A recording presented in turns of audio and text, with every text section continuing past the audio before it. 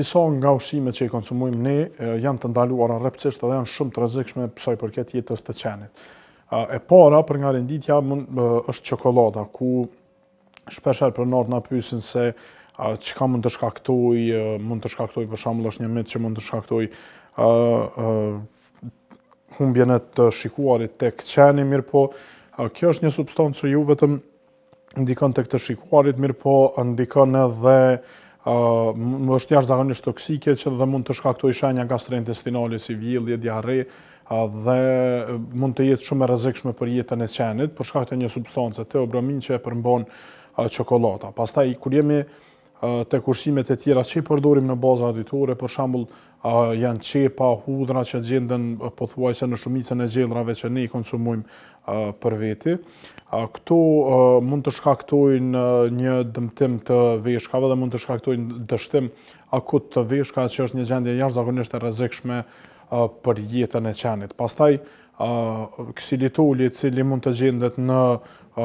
bombone të ndryshme, mund të gjendet në disa si shtojcë ushqimore, në disa brumna të ndryshme që ndoshta njerëzit mendojnë që nëse ja jep qenit nuk i shkakton asgjë. Këto shkaktojnë rritje të insulinës, mund të shkaktojnë dëmtim të mëlçisë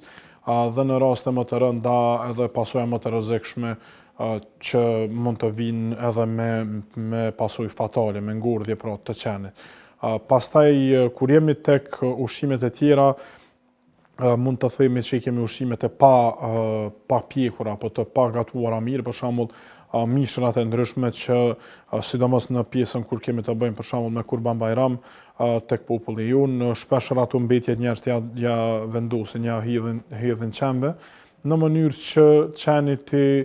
konsumojë. Ekziston rreziku që qeni të marrë salmonellën, të marrë E. coli, të marrë bakterie të ndryshme apo parazitë të ndryshëm që mund të jenë të rrezikshëm për të. Pastaj një gjë tepër e rrezikshme që është brumi, pra brumi të cilin e përdorim në baza ditore, ku për shkak të gatimit ndonjëherë pronari ndoshta edhe pa dashje e harron në një vend ku qeni ka qasje dhe në momentin që qeni e konsumon, ai mund të fryhet pra në stomakun e qenit dhe të shkaktojë fryrje, dhe në disa raste edhe pasoja më të rrezikshme ku mund të çojë edhe deri në ngordhjen e qenit.